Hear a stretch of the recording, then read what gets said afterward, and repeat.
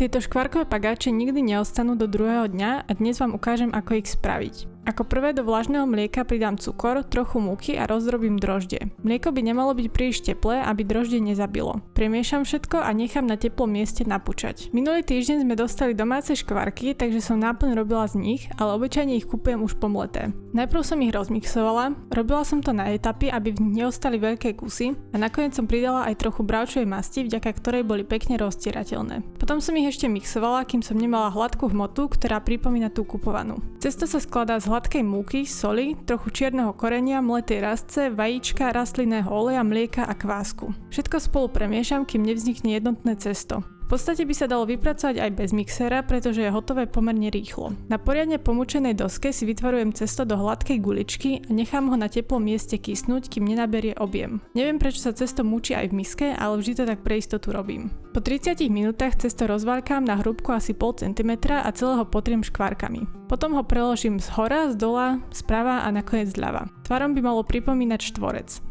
Pod utierkou ho nechám oddychovať asi 15 minút. Tento krok zopakujem ešte raz, aby sa škvárky v ceste pekne navrstvili. Vďaka tomu budú pagáče nadýchané a plné chuti. Je to malý krok, ktorý robí ale veľký rozdiel. Keď som tento recept robila prvýkrát, preložila som ho iba raz a cesto nebolo tak krehké, ako keď sa vrství dvakrát. Kým cesto oddychuje, rozšľahám si vajíčko na potieranie.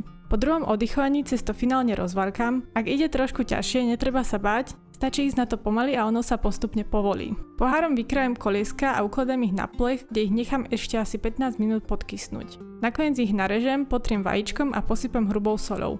Môžete použiť aj rastcu alebo pokojne aj škvárky. Pečiem ich do zlatistá a najťažšie na celom recepte je počkať, kým vychladnú. Určite ich vyskúšajte, pretože ešte nikto neskončil len pri jednom kúsku. Pa pa!